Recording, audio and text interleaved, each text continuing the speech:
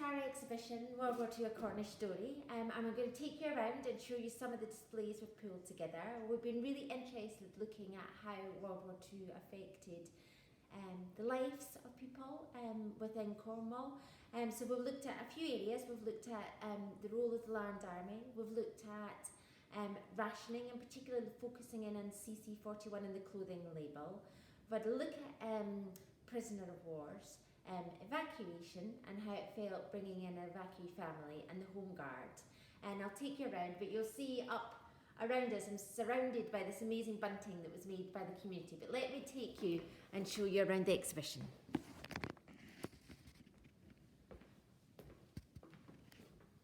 We're really interested in women at work, and we've got some lovely archives, and this here is Ellen Pierce.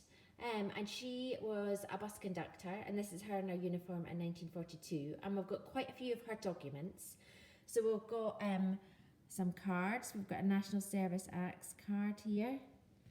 We have her national insurance, and down there you can see her national registration identity card, which was really important. And so if people moved address, they had to update this.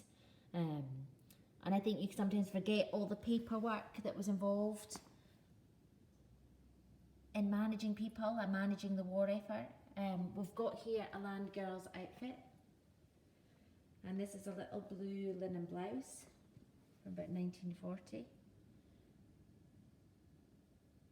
See nice stitching in the shoulder there. And then these are Land Army briefs, or breeches, or trousers. Easy gathered in. And there's some amazing, we borrowed some photographs from Crescent Colonel, which is the Archives and Cornish Study Service, based at Redruth. You can see here some of the land girls. So Cornwall's Land Army Committee was in Cornwall, and there was a lot of land girls. And if you're interested in any of these photographs, you can obviously book into Crescent Colonel to have a look around. And it was significantly important in Cornwall, obviously, with the amount of agricultural work done. We're also interested in rationing, and in particular the CC41 label, and thinking about how it felt to be a shopkeeper when you're suddenly starting to ration goods. But in terms of the CC41 label, it's always worth looking out for it. This is what the label looks like. And it started in 1941, and it was brought in to manage the demand for clothing and to help with inflation of costs. And you can see here we've got a corset, and we've got that logo on it. And then there's a pair of grey non-silk stockings. You can see the little CC41 logo right down by the tip of the toe. And then down below we've got some gloves. And the CC41.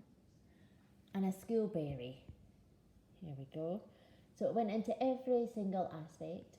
And at first with rationing, everyone was given 6 coupons per year, but this reduced as the war went on, and by 1945 it hit its lowest point, and shoppers were allowed 3 coupons per month.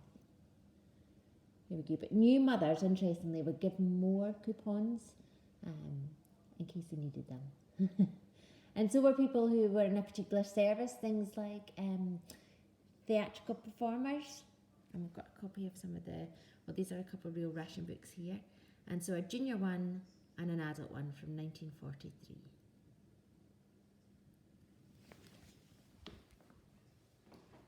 Over here we've got some items relating to prisoner of war. This drawing was donated to us, and it was done in a POW camp in Austria and sent back to his family.